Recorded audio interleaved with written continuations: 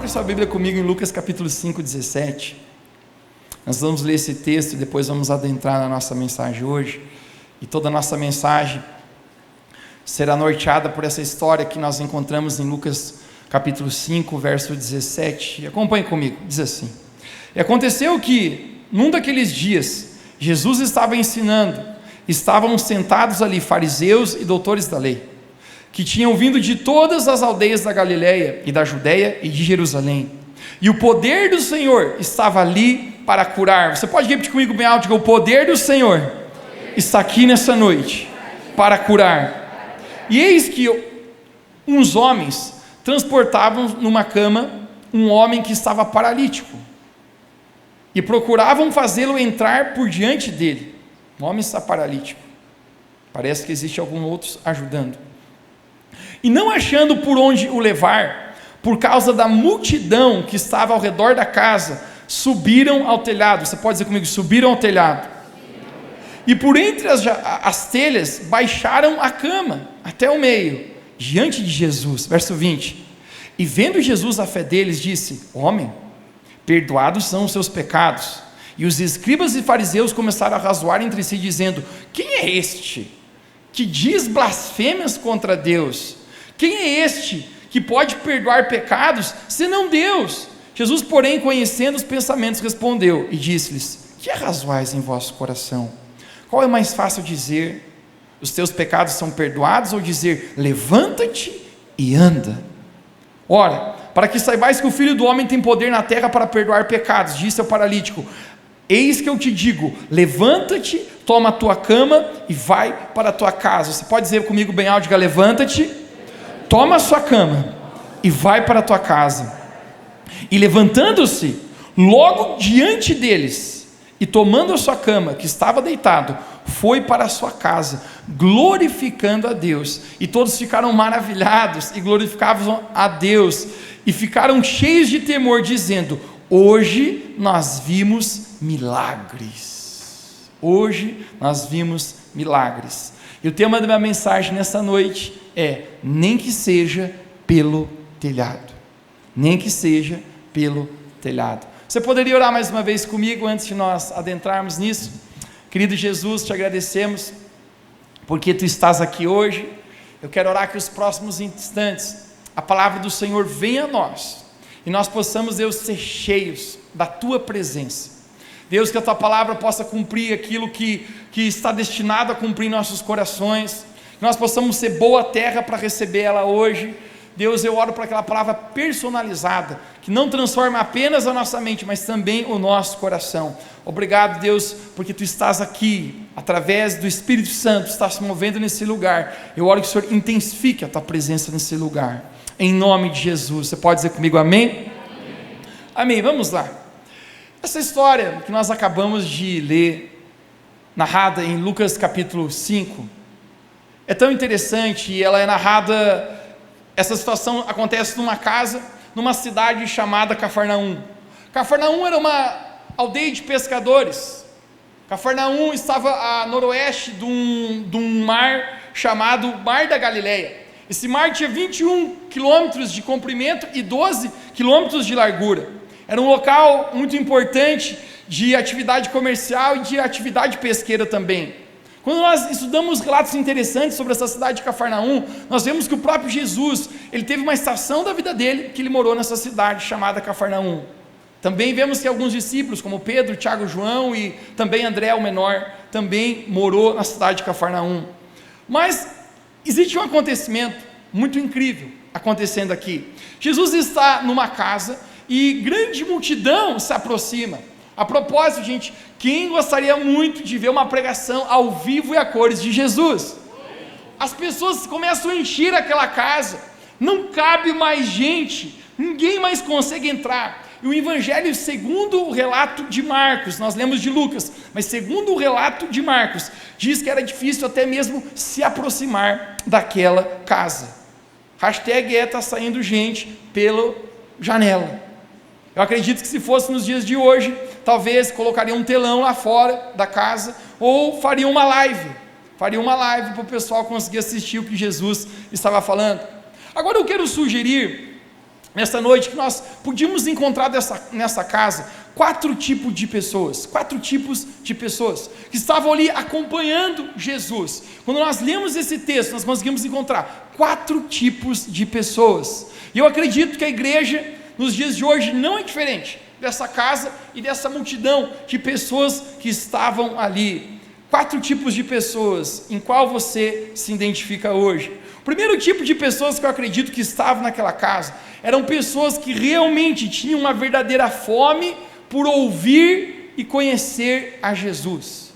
Tinha pessoas, gente, de verdade, queriam estar ali para ouvir sobre Jesus, elas queriam conhecer mais de Deus. A motivação do coração delas era: eu quero me encontrar com Deus, eu estou ouvindo essa palavra, eu tenho fome e sede dessa palavra. E isso é tão interessante, porque Mateus capítulo 5 fala: bem-aventurados os que têm fome e sede, porque eles serão saciados. Jeremias capítulo 29 diz: buscar-me-eis e me achareis, quando me buscardes de todo o coração. Tinha gente ali buscando de todo o coração, gente que de verdade estava empenhado naquilo ali. Davi, em um dos seus salmos, ele também diz: como a corça suspira pelas águas, por ti, ó Deus, anseia a minha alma, eu tenho sede do Deus vivo. Salmo 42, expressando fome e sede. Jesus diz: quem procura acha, quem busca encontra, e todo aquele que bater na porta, em algum momento, se achará. Existem pessoas ali, esse primeiro grupo de pessoas, que eles têm autenticidade na busca, eles estavam ali com uma única e motivação de buscar a Deus. Porém, o livro de Marcos, capítulo 2, verso 2, narra-nos o mesmo verso de uma outra história, e ele diz: e logo se juntaram tantos, que nem haviam lugares junto à porta que cabiam, e Jesus anunciava-lhe a palavra. Existia uma grande multidão naquela casa. Alguém pode dizer comigo multidão? 1, 2, 3? Multidão. Agora, multidão, quando nós vemos o Evangelho segundo Marcos, nem sempre é uma coisa positiva. Nós gostamos de ver gente, nós gostamos de dizer: bombou, tá forte o negócio. Mas multidão, segundo o Evangelho de Marcos, nem sempre é uma coisa boa. Sempre que começava a vir uma grande multidão perto de Jesus, Jesus dava um discurso duro. Em outras palavras, Jesus passava a peneira. Por exemplo, Marcos capítulo 6, eu chamo isso de Jesus no auge dos seus milagres. Jesus havia alimentado uma multidão de 5.000 homens, tirando crianças e mulheres, apenas com 5 pães e 2 peixes. Gente, você acha que isso aqui é uma coisa sobrenatural ou não era? 2 peixes e 5 pães, alimentar 5.000 homens, fora mulheres e crianças. Tem gente aqui, a gente come 5 pães sozinho, né? E eu vou falar que, se duvidar, tem uns que matam os 2 peixes também, numa pegada só, né? Tem outros que já diriam, tem outro por dentro, né? Mas Jesus, ele pega aquele pouquinho, e ele multiplica os pães, ele alimenta toda aquela multidão. Uau, isso é um grande milagre. Você quer esperar por mais? Quando Jesus sai dali, gente, Jesus sai fazendo um reboleixo em cima das águas. Jesus caminha sobre as águas. Agora, gente, fisicamente falando, alguém pode caminhar sobre as águas? Gente, é impossível. Já tentou? Tentaste? Você tem dificuldade até de boiar, né? Jesus, ele está caminhando sobre as águas. Gente, os milagres incríveis na vida de Jesus. E quando Jesus, a gente faz esses milagres, uma grande multidão começa a se aproximar dele, uma grande multidão, e de repente, quando tem uma grande multidão, alguém diga comigo: multidão. Jesus aperta o seu discurso, ele diz assim: gente, quem não comer da minha carne e não beber do meu sangue, não pode ser meu discípulo, não pode ser meu seguidor. Mateus, sobre o que Jesus estava falando? Jesus estava falando a respeito de um altíssimo nível de aliança. Ele estava dizendo: se você quer ser meu seguidor, se você quer caminhar comigo, não é apenas rodízio de pizzas que eu multiplico e dou para a galera, não é apenas andar sobre as águas e muitos milagres, mas você precisa ter um altíssimo nível de aliança. E quando Jesus fala isso, as pessoas ouvem esse discurso, a peneira é passada, muitos começam a cancelar Jesus. Alguns começam a dar um follow no Instagram de Jesus e dizem: eu não vou mais te seguir, eu não gostei do que você falou, eu vou deixar de segui-lo. Então, quando tem muita multidão, muita gente, no segundo evangelho de Marcos, a gente nem sempre tudo estava bem. E o que me leva a crer, gente, e pensar que existia um segundo tipo de pessoas naquela casa. Porque se o primeiro era aqueles que realmente tinham fome e sede de Deus. A propósito, alguém tem fome e sede de Deus hoje aqui? O segundo tipo de pessoas nessa multidão que nós estamos entendendo, eram pessoas que eram telespectadores. Mateus, quem que eram os telespectadores naquela casa? Telespectadores eram pessoas que estavam lá observando o que estava acontecendo, agem por conivência, mas nunca por compromisso, gostam de ficar de canto, observando. É aquele cara: choveu, não vou porque choveu, deu sol, não vou porque está calor. Aquelas pessoas que não assumem um compromisso, vai quando dá, ou seja, conhecidos como mais um na multidão. Tinha pessoas que estavam apenas observando, não protagonizam nada, apenas observam e nunca estão envolvidos no reino de Deus. Telespectadores normalmente são frios espiritualmente, apenas estão de longe acompanhando, mas nunca assumem um real compromisso com Cristo. Existe uma multidão, aqueles que de verdade querem Deus, aqueles que estão observando em dizer: tem muita gente aí, vamos ver o que dá. Você já descobriu, gente, que o povo é curioso? Eu nunca me esqueço que uma vez eu estava na praia e tinha uma multidão ali, e eu cheguei, perguntei para um cara: o que vocês estão fazendo aí, por que tem tanta gente? Eu falei: também quero saber, tem bastante gente, estou aqui. Eu pensei: nossa, né? Por que estamos aqui? Não sei, tem um bolo de gente, parei para ver também. Tem pessoas, em simples fato de ter uma multidão, elas estão lá, são os telespectadores, aquele pessoal hashtag que vive de arrasto, para levar para a igreja 1000 convites, olha lá, não é fácil de levar. Aquele camarada que você convida, aquele cara que tem que ir para a igreja, mas tem que ir muito arrastado. São telespectadores, estavam naquela casa. Mas segundo a Bíblia, gente, existia um terceiro grupo de pessoas. E esses sim, estavam com suas próprias pernas. Ninguém precisou convidar, eles foram por si só. Mas eles não estavam ali, gente, para receber. Eles estavam ali para criticar. E esse grupo eram os fariseus, ou chamados também doutores da lei. Esse tipo de pessoas representa quem, Mateus, hoje? Representa aquelas pessoas com a igreja para analisar e para criticar. Aquelas pessoas que vêm, vamos ver se é tudo isso que falam mesmo. Vamos ver se essa palavra realmente é boa. Aqueles mestres da lei, aqueles fariseus, eles estavam ali para criticar. Isso representa gente, às vezes, que até já sabe muito da Bíblia. Deixe-me falar algo para você: as pessoas mais vazias que eu conheço, não são pessoas que não conhecem nada, são pessoas que conhecem muito às vezes. Sabe algo que eu descobri, gente? Que na minha vida, quanto mais eu sei, mais eu preciso cuidar para que o meu coração se continue aberto para receber de Deus. Quanto mais eu sei, eu preciso trabalhar a humildade no meu coração, para que aquilo que Deus já fez na minha vida, não me prive do próximo lugar, onde Deus quer me levar. Agora ouça, não é a religião que te aproxima de Deus, não é o seu nível de conhecimento, mas é o seu coração aberto em dizer: Jesus, eu estou aqui para ti, faça na minha vida aquilo que o Senhor quer fazer. Mais do que informação, a gente precisa de revelação. Informação incha, revelação edifica. Os fariseus e os mestres da lei estavam lá apenas para observar e criticar. Mas de repente, aparece um quarto e último grupo de pessoas aqui, que é o qual nós vamos nos focar aqui nessa noite. Esse grupo de pessoas é aqueles que traziam pessoas para Jesus. Você pode dizer comigo: traziam pessoas para Jesus. Veja os homens que trouxeram aquele paralítico. Existe alguém paralítico, ele não pode caminhar com as suas próprias pernas. Existem homens trazendo ele para Jesus. Mateus, quem é esse pessoal nos dias de hoje? Gente, esse é o pessoal que trabalha na obra. Eles oram constantemente para que Deus salve um familiar, um amigo, um conhecido. Esse pessoal é perseverante, eles sempre estão animados, eles injetam ânimo nas outras pessoas.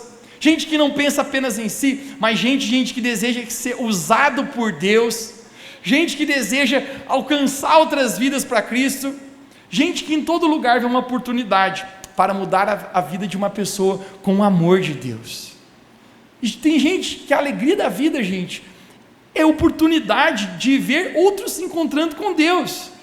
Me cativa esses homens que estão levando esse paralítico para Jesus, porque eles estão se esforçando muito, mas o esforço nem sequer é por eles mesmos, é por outra pessoa.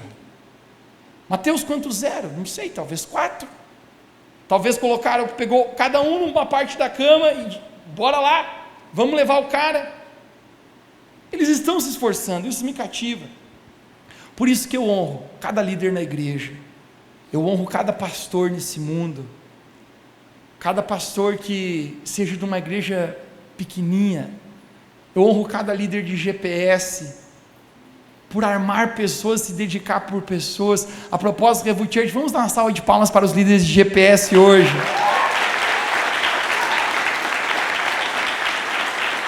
Não é incrível abrir mão da sua própria vida?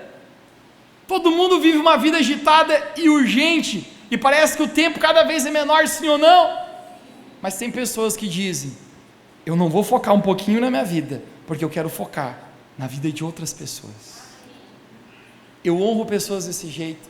Me admira esses homens que estão levando aquele paralítico. Às vezes Deus fala comigo, às vezes a palavra do Senhor vem ao nosso coração, mas também, gente, às vezes o diabão fala comigo. Você já ouviu a voz do diabo? Através de pensamentos? Esse dia ele colocava uns pensamentos ruins na minha cabeça. Ele dizia: Mateus, você se dedica demais. Meu filho, você não tem final de semana. Faz quantos anos que você não tem um final de semana fora? E eu pensei: não é que é verdade? E eu olhava o Instagram, um na praia. Eu, olha, o iate, hashtag cachadaço. Olhava outro no sítio, outro na piscina, outro vinícola não sei das quantas. Daqui a pouco, gente, eu parei e pensei: não, cara, mas Deus fez me lembrar um texto de João capítulo 6, onde Jesus falou: eu vim a esse mundo não para fazer a minha própria vontade, mas eu vim a esse mundo para realizar a vontade de Deus. Eu me recuso a viver uma vida no mesmice do conforto apenas para mim mesmo. Eu quero ser como um desses caras, cara, que faz a vontade de Deus e se importa com pessoas. Agora, anote isso: um futuro glorioso, ele é sempre construído no altar de sacrifício. Um futuro glorioso nunca é construído no altar do conforto. E é lindo ver gente olhando mais do que o próprio umbigo para abençoar outras pessoas. Agora volte para a história. Algo acontece aqui, falando na gíria, rola uma treta. O que acontece, Mateus? Não cabe mais ninguém na casa. Aqueles 4 homens, eles tinham uma grande expectativa. Qual é a expectativa deles? Que quando eles chegassem lá com aquele paralítico, eles conseguissem entrar e Jesus ia olhar, uau, e curasse aquele paralítico. Era a expectativa que eles tinham.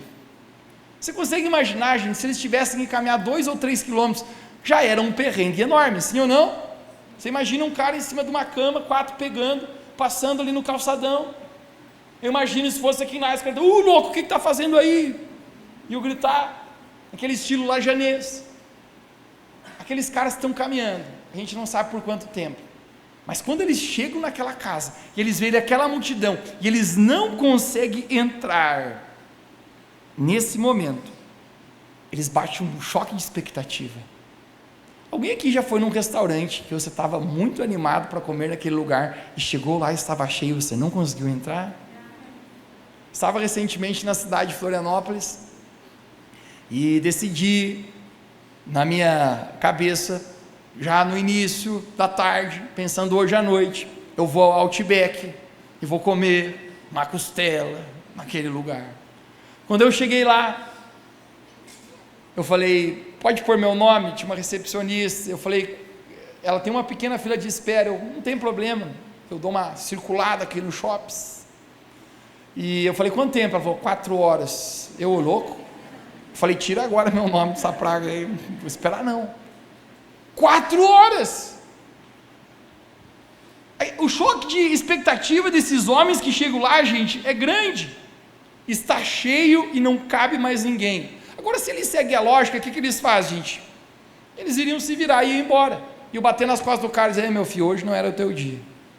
Né? Hoje não era a tua vez. Não saiu como esperava. Não tem como entrar pela porta e chegar até Jesus. E isso me remete, gente, que muitas vezes na vida, as portas que nós estamos tentando entrar não se abrem, e às vezes as coisas na nossa vida não saem como esperado. Isso fala, gente, de a gente muitas vezes aprender a lidar com a frustração. Lidar com a frustração. A gente se decepciona às vezes na vida, mas deixe-me falar para você, não é porque uma porta que você estava tentando entrar não entrou, que Deus não tem outras portas para abrir na sua vida. Eles tentam entrar pela porta, não tem como. Mas novamente, não é porque a porta que você gostaria de entrar não se abre, que Deus não tenha outras portas para a sua vida. Vamos ressaltar um princípio hoje aqui. A maioria das oportunidades na vida nem sempre são óbvias. A maioria das oportunidades extraordinárias, elas não são visíveis no presente. Depois elas parecem óbvias, mas no dia de hoje elas não são. Não era óbvio que Deus usaria alguém que está no próprio palácio de Faraó, do Egito, para libertar o povo de Israel do Egito. Não era óbvio que Deus pegaria o apóstolo Paulo, um homem que matava e perseguia cristãos, para se tornar o principal pregador do evangelho. Não era óbvio que Jesus Cristo, o Salvador do mundo, nasceria no pior lugar, numa manjedoura. Não era óbvio, Revolução Church, que um pequeno GPS de idosos se tornaria uma grande igreja, que avassalaria o inferno e o diabo aqui na nossa cidade, onde milhares, literalmente, de pessoas têm ouvido a respeito do amor de Jesus Cristo. Nem sempre é óbvio. A maioria das oportunidades da vida nem sempre são óbvias. Na tua caminhada com Jesus, isso que eu vou falar agora faz sentido para você? Às vezes não parece óbvio que o caminho que você decidiu andar não deu certo ainda? Vamos ser sinceros por um instante. Eu estou tomando decisões certas sem ver os resultados hoje. Eu costumo dizer que os anos são curtos, mas os dias são longos. Eu estou fazendo hoje o que é certo, sem ver os resultados daquilo que eu estou plantando. E às vezes nessa espera, às vezes nós estamos apenas pensando, que porta se abrirá? Eu queria entrar por essa porta e simplesmente não deu certo. Às vezes a espera não é óbvio, mas deixe-me falar algo para você. Se nós continuamos fazendo aquilo que Deus nos chamou para fazer, Deus sempre vai nos abençoar. E você sabe por quê? Porque Deus sempre embrulha a nossa recompensa através das nossas responsabilidades. Aquilo que Deus colocou como responsabilidade na sua mão hoje, é talvez aquilo que Deus está embrulhando a sua recompensa de amanhã. Talvez seja algo tão simples, você está cuidando do seu filho, da sua filha, tentando ser um bom pai, uma boa mãe. Talvez você está batalhando na sua empresa e não está fácil, mas você continua sendo fiel a Deus, você continua se dedicando, você continua perseverando na palavra de Deus, aquilo que Deus te chamou para fazer, e mesmo você não vendo nada, Deus embrulha a nossa recompensa em nossas responsabilidades. Alguém que me cativa na Bíblia, volte para o Velho Testamento, Davi, ele vai até o campo de batalha, ele tem uma responsabilidade. Alguém diga comigo nessa noite, responsabilidade. A responsabilidade de Davi é que ele levasse comida para os seus irmãos. Seus irmãos eram guerreiros e ele era apenas o merendeiro. Ele levava comida. Quando ele chega naquele lugar, fazendo a sua responsabilidade, ele mal sabia que a responsabilidade dele, ou melhor, a sua recompensa estava embrulhada na responsabilidade do dia a dia dele. Ele vê aquele gigante Golias, e Deus coloca um ímpeto em Davi e diz, você vai destruí-lo, você vai derrubá-lo. A partir dali, você conhece a história, Davi derruba Golias, e isso fez com que a vida dele alavancasse, mas Davi é levantado no meio da responsabilidade. Dentro da responsabilidade existe a oportunidade para destravar a recompensa na nossa vida. Agora volte para a história. Aqueles homens estão na casa, eles não podem entrar. Eu fico imaginando, pela porta da frente, impossível. Pela porta dos fundos, também não tem como. Será que as janelas, tem tanta gente que nem sequer dá de aproximar da casa. De repente eu acredito que tem uma ideia ruim, mas boa. Você já viu que tem ideias que são ruins, mas são boas? Ele diz, vamos dar um jeito de entrar. E eu acho que talvez um daqueles que estão carregando aquele aleijado fala, a gente vai entrar aí, nem que seja pelo telhado. Olhe para alguém perto de você e diga, nem que seja pelo telhado. Todas as portas, conecte, isso é muito importante, no nível que eles estavam fechadas, sim ou não? Você consegue imaginar? Eles estão no nível, a porta não abre, a janela não dá certo, a porta dos fundos não dá. Todas as portas que eles tentam entrar no seu nível, eles não têm acesso.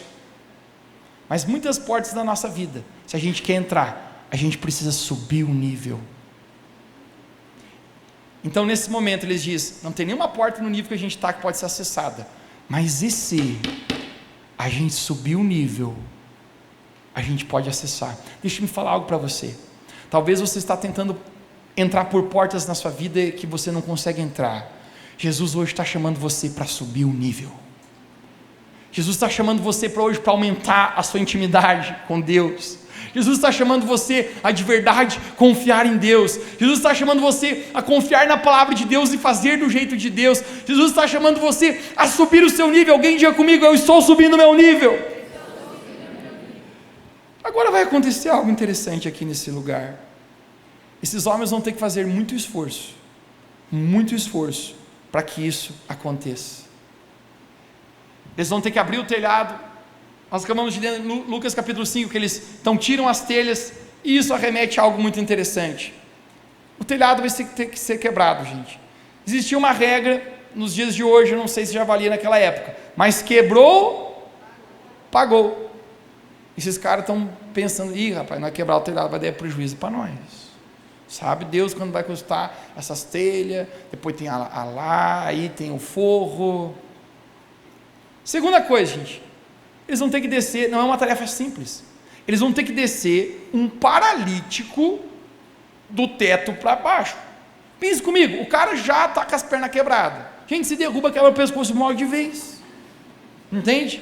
O camarada já está, já não está sem perna, aí derruba, quebra o pescoço. Gente, a tarefa não é fácil, mas deixa eu falar algo para você, para quem de verdade quer buscar Deus, gente, está disposto sempre a pagar o preço. Cara, sempre está disposto a ir mais longe, sempre está disposto a ir num lugar mais profundo. E eu amo o fato que tem gente apaixonada pelo Senhor, gente que ama estar com Deus. Esse ano, Revolução Church, é um ano de nós andarmos em paixão por Deus. O apóstolo Paulo chega no final da sua vida, depois de já ter tido tantas experiências com Deus, ele ainda consegue dizer, eu desejo conhecer a Deus, eu ainda quero ir mais profundo, eu ainda quero ir mais longe. Gente que não dá desculpa, gente apenas que diz, eu vou fazer por meio da fé aquilo que precisa ser feito, e eu creio que Jesus vai fazer o que Ele precisa fazer na minha vida. Tem pessoas, gente, que talvez digam, eu não gosto de ler, mas mesmo assim eu vou me esforçar para ler a Bíblia. Jejuar me custa a carnalidade, mas mesmo assim eu vou fazer para me aproximar mais de Deus. Pagar o preço de fazer uma escola sobre Deus, a escola de crescimento, é um preço, mas eu vou pagar porque eu preciso me aproximar de Deus. Nós temos pessoas em nossa escola que têm a primeira ou apenas a segunda série, tem dificuldade até de leitura, gente, mas estão lá. Sabe por quê? Porque nada é demasiadamente grande para quem dentro do coração diz, eu quero viver o que Deus tem para mim. Jesus, além de ver a atitude daqueles 5 homens, eu acredito que Jesus vê aqueles homens que estão carregando aquilo. Existe um princípio muito forte aqui, porque às vezes eu preciso pegar um pouco de fé emprestada de alguém que tem mais fé do que eu. Aqueles homens dizem: a gente vai entrar, nem que seja pelo telhado, mas a gente vai. Talvez aquele paralítico disse: rapazada, deixa, é melhor um paralítico do que um morto. Mas aqueles homens dizem: não, cara, você vai ser curado hoje. Gente, deixa eu falar para você, todos nós precisamos de vez em quando que alguém olhe nos nossos olhos e injete fé no nosso coração. Sabe por que existem os grupos de GPS? Para que naquele dia que nós precisamos que alguém injete fé no nosso coração, alguém diga: nós vamos continuar, você vai vencer, você vai avançar, não desista, não pare, Deus está contigo, você não está só.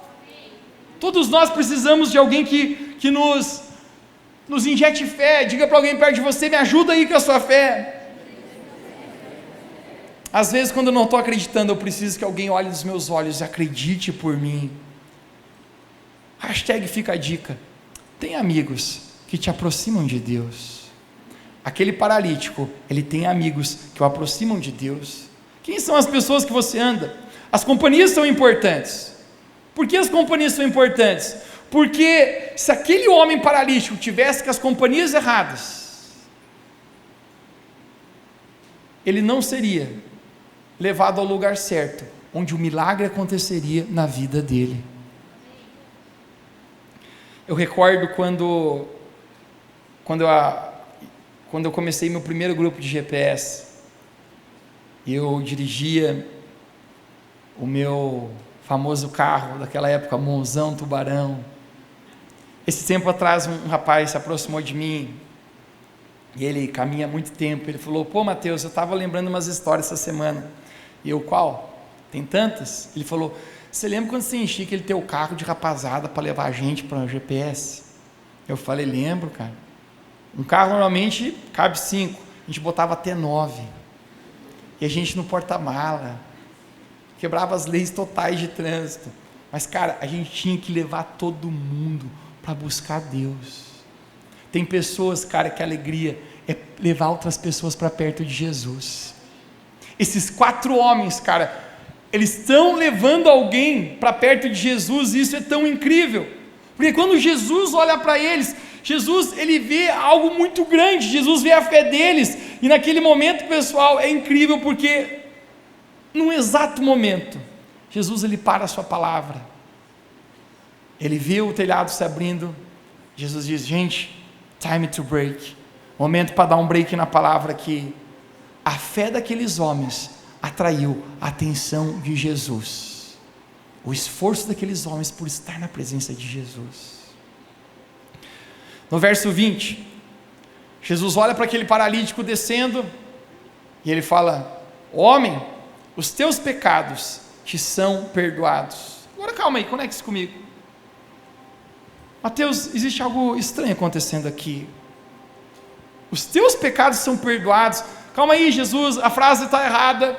Você deveria ter dito: Jesus, você é curado, e não os teus pecados são perdoados. Seus pecados, Jesus, tu perdoa os pecados de João capítulo 8, que a mulher é prostituta, e aí você perdoa ela. Esse homem não precisa ser perdoado, esse homem precisa ser curado. O camarada não consegue andar e quase quebrou o pescoço agora mesmo. Mas deixa-me falar algo para você. Jesus conseguia ver algo muito mais profundo do que a paralisia nas pernas dele. Jesus conseguia ver a paralisia espiritual do coração dele. Todos apenas conseguiam ver o seu estado natural, mas Jesus conseguia ver como estava o seu coração. Jesus está dizendo: mais do que eu fazer algo por você, eu quero fazer algo em você. Deixe-me falar algo para você aqui nessa noite. Jesus consegue ver você exatamente como você está, mais do que o nosso estereótipo, as nossas roupas bonitas que nós vestimos no domingo, ou talvez nem tão bonitas. Mas Jesus, ele não está olhando a nossa aparência. Jesus conseguia ver o que era mais profundo. Jesus fala: homem, os teus pecados são perdoados. Nós não temos informações de qual foi o passado desse homem, mas talvez, gente, o tanto de fardo, peso, de erros, de pecado, de culpa e condenação do seu passado ele estava carregando, e Jesus conseguia ver isso nele. pecado daquele homem, talvez o seu passado, estava acompanhando ele naquele presente, mas Jesus está dizendo: hoje, os teus pecados estão sendo perdoados. Você lembra o terceiro grupo de pessoas? Os fariseus, os escribas, os religiosos. Quem é esse que tem poder para perdoar pecados? Eles começam a pensar consigo, e essa é a parte mais doida, cara, porque Jesus, ele lê pensamentos. Deixa eu falar para você, Jesus sabe tudo a nosso respeito. A palavra de Deus fala que antes de nossas palavras viessem à nossa boca, ele já sabia o que iria sair. E Jesus fala: gente, por que vocês estão pensando aí se eu deveria perdoar pecados ou não? Por que vocês estão aí criticando? Por que vocês não estão no grupo de pessoas que estão trazendo outras pessoas para mim? Por que vocês não estão no grupo de pessoas que de verdade têm fé autêntica e uma busca verdadeira? Aí Jesus vai lacrar. Quem está pronto para Jesus lacrar aqui, gente? Jesus lacrava de vez em quando. Jesus dizia assim: o que é mais fácil? Perdoar pecados ou dizer: levanta-te e anda? Acho que todo mundo arrepia até o garrão do pé. Jesus fala para aquele cara, eu quero que coloque esse versículo agora. Lucas 5, verso 24. Lucas 5, capítulo 24, verso 24, parte B do versículo.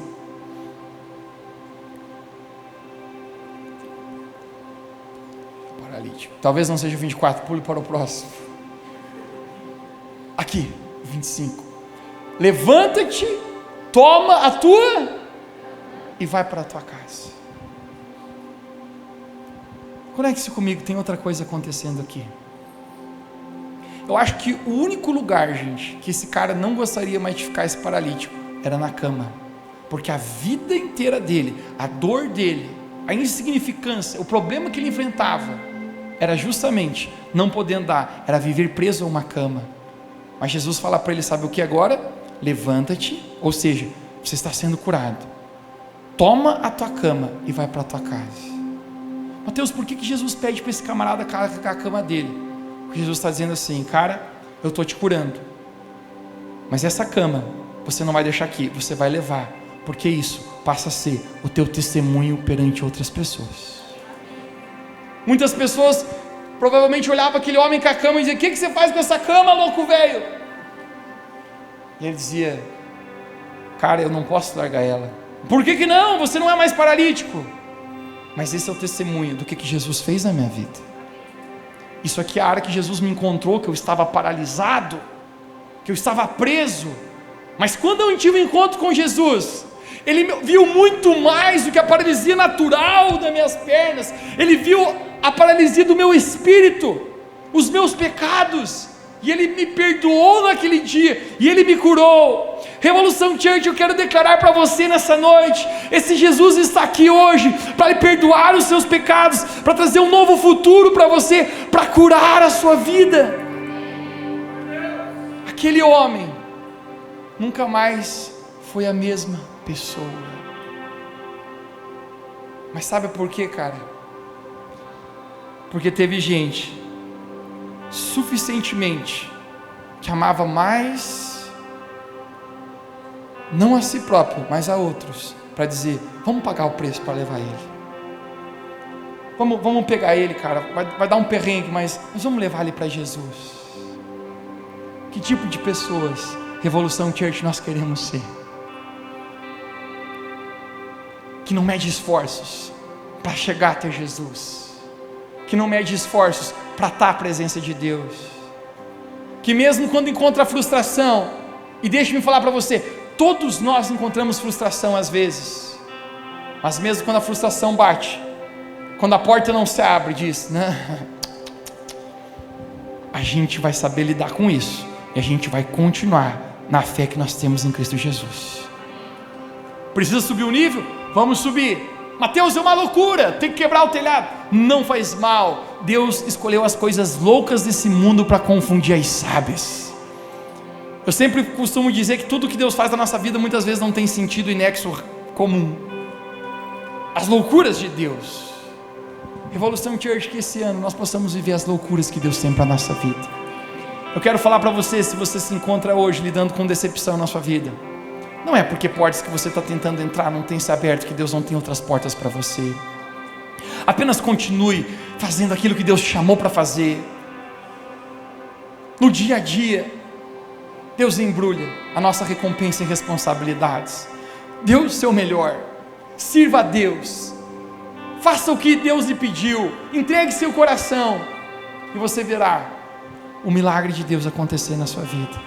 Eu quero profetizar a Revolução Church, uma vida extraordinária com Jesus, sem limitações, sem nós medirmos esforços para cumprir aquilo que Deus nos chamou para fazer. Se você recebe essa palavra, você pode dizer amém onde você está, você pode se colocar de pé comigo para nós orar.